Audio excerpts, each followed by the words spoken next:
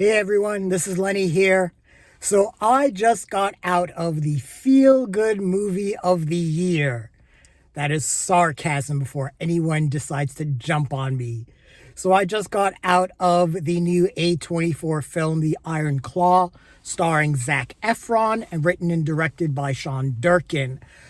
This follows the famed Von Erich wrestling family out of Dallas, Texas. They ran WCCW World Class Championship Wrestling out of Dallas, out of the Sportatorium in Dallas. And the movie follows this family's life, especially with the tragedies that they faced. And there's what's called the Von Erich curse.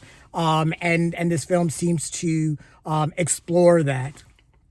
So this is the Venn diagram, or the part of the Venn diagram where the movie fan inside of me, especially the A24 movie fan, collides with the wrestling fan in me.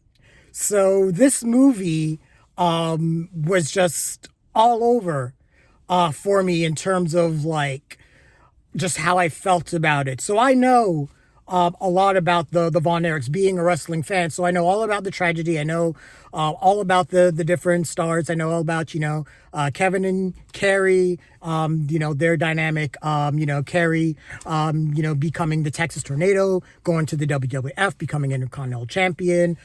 So I, Fritz Von Erich and all that stuff, I'm well aware of. This film studies the family dynamic. And the first thing that I really want to get into are the performances, because they are all great, every single one. Zac Efron, who has been getting better and juicier roles lately, killed it. He really did a fantastic job as Kevin Von Erich, and he's kind of the naive, kind of good old boy, just loves to hang around his brothers, just loves his family. And through him, we see narratively how the story of the Von Erich family plays out. Now, narratively, the film follows Kevin Von Erich, and there's a reason for that. Now, he wasn't the biggest star. Again, that was Kerry, and Kerry is played by Jeremy Allen White. And if anyone watches The Bear on FX, and that show is great, and he's amazing in it. And he plays Kerry Von Erich, and he's amazing. There's the whole tragedy that Kerry Von Erich had in terms of losing his foot. He still wrestled with that one foot. That happened with in a biking accident. He had to get that foot amputated. But so the film goes through all of that. This film is a great, it reminds me of Foxcatcher with Steve Carell. It really gets into this film really gets into the whole notion of living vicariously through your children. And, I think there are reviews out there that are talking about Zac Efron, being great, Jeremy Allen White being great, but Holt McCallany, who plays Fritz Von Erich, is tremendous. He is a villain, like a super villain in this. And he plays it as like a father who just wants to provide for his family and wants his family to be able to provide for themselves, and is thinking about his family's legacy, and is thinking about, the ownership of WCCW. There's the whole, they get into the whole thing about them possibly going national with ESPN, and the whole match between Kevin Von Erich and Harley Race. And there are points in this movie that actually did put a smile on my face. They do like these promo moments, and that's when the wrestlers, they talk to the camera, and they, talk smack or talk shit about the other wrestlers they plan to beat up. But there are two particular ones, one by Harley Race, and another by Ric Flair, and they're both outstanding. The Harley Race one is more subdued. It's all Harley Race being Harley Race, the tough guy, and then the Ric Flair promo is completely bonkers and over the top in the best way. And I want to get in that. That leads me into the wrestling matches and how they were shot. They were shot really well, really kinetically, edited really quickly. You're in the ring, so you get a real sense of the in-ring action. Now, at the same time, yes, professional wrestling is predetermined, but yes, people do get hurt and things happen. People call, especially in the 70s in the territory era, wrestlers would call moves in the ring. And there's actually a moment where Harley Race and Kevin Von Erich are in a tussle, and there's a moment where Harley Race calls something on the fly, and that was something that was commonplace in 1970s professional wrestling, and in the 80s when the WWF really took over. And it was really fascinating as well in movie form, seeing what the professional wrestling landscape was like before Vince McMahon took the WWF nationwide, with the rock and wrestling era and Hulk Hogan and everything leading up to WrestleMania and then moving up to WrestleMania 3 and them really taking off. So it was really fascinating seeing what the wrestling scene was like, and they really get into like the NWA, the National Wrestling Alliance. I know I am saying some things that a lot of people who aren't wrestling fans are like, what are you talking about? But all of these things are relevant because, for example, Fritz Von Erich always believed that the National Wrestling Alliance didn't give his family enough respect. And he believed that the biggest vindication that he felt his family would receive would be if one of his sons became the NWA World Heavyweight Champion. And being the NWA World Heavyweight Champion at the time was being seen as you are the top dog in professional wrestling. And this, again, was before the explosion of the WWF. So that there's a narrative, a narrative story that goes through with that as well, and we see all of that, and then we get into the tragedies, and it is heartbreaking with each tragedy that happens with the Von Erich family, and I don't want to get into spoilers for those that don't know about the story and really want to learn about the Von Erich family. So I don't really want to get into too many spoilers, but it is a tragic story, and that itself isn't a spoiler. But yeah, the again, the acting is tremendous. Everyone gets a chance to shine. Maura Tierney, who is Doris Von Erich, she, being the mother of the Von Erichs and having to live through all of these tragedies, it's a big weight on her shoulders, and we really get to see this.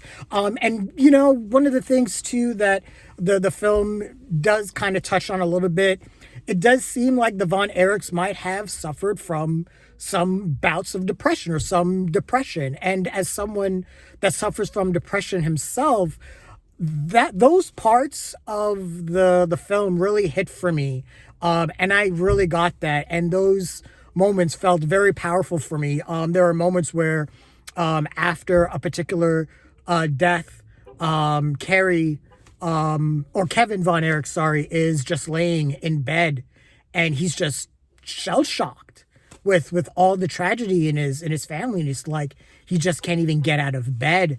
And man, that was a moment that I really, really understood. And Zac Efron plays all of these moments so well. You see such a range of emotions that he plays as Kevin Von Erich, and it's so well directed in terms of how these actors interact with each other. Again, you get a real sense of the family dynamic and how this family loves each other. The brothers all love each other, and everything like that. But they're put under so much pressure to succeed as professional wrestlers.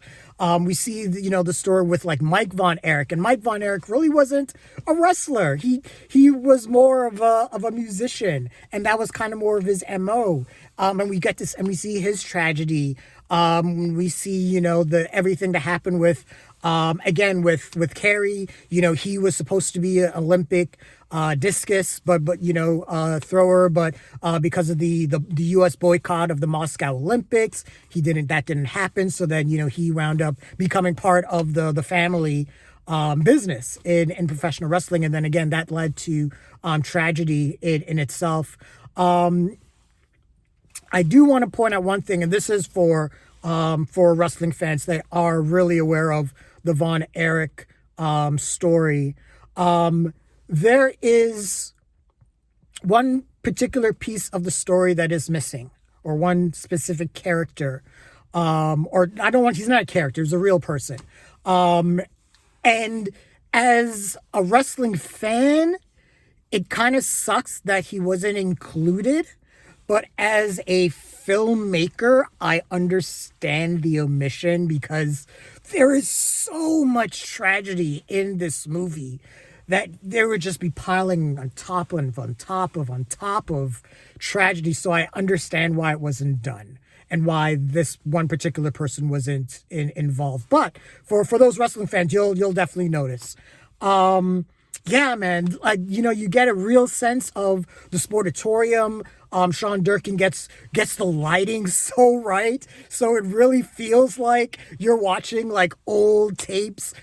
They throw out stuff from Starrcade '83, which blew my mind because Starrcade '83 is my first wrestling memory. Harley Race versus Ric Flair for the NWA World Heavyweight title is my first wrestling memory as a fan. So seeing that in the movie just like blew me away.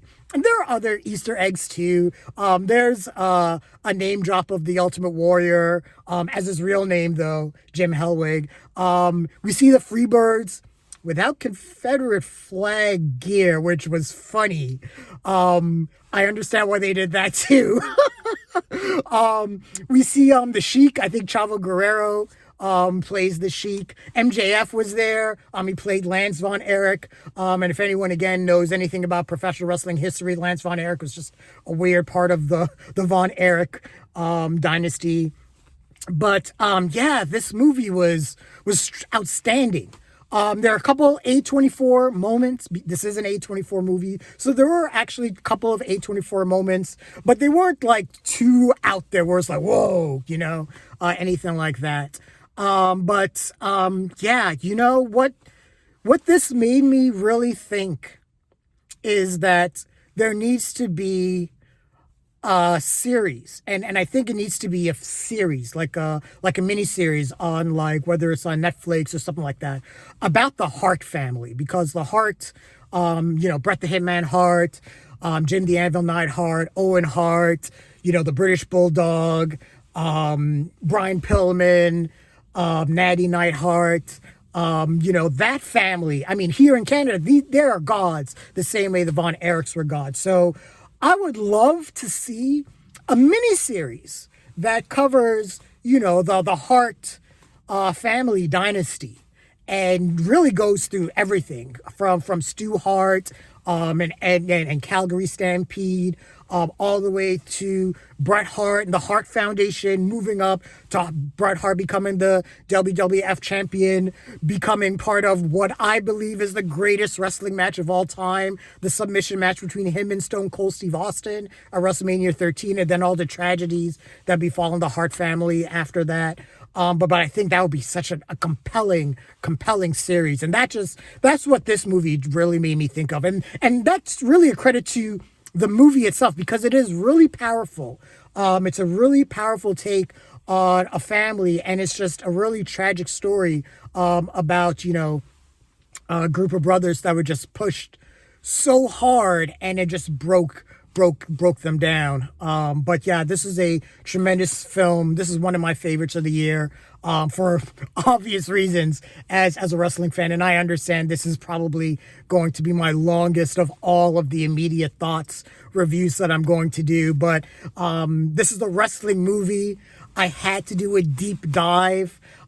It was only right and only fair, especially for anyone watching this review that is a wrestling fan and kind of wants to know what another wrestling fan's opinion of the movie is. But this is a tremendous watch. I definitely recommend it. Highly, highly recommended. This will be on my best of list for the year. But that was my initial feelings of the Iron Claw. What did you guys think? Leave your thoughts. share your comments, like the video, subscribe to the channel, and don't forget to hit that bell icon so you can get notifications as well. Thanks a lot, everyone. Take care.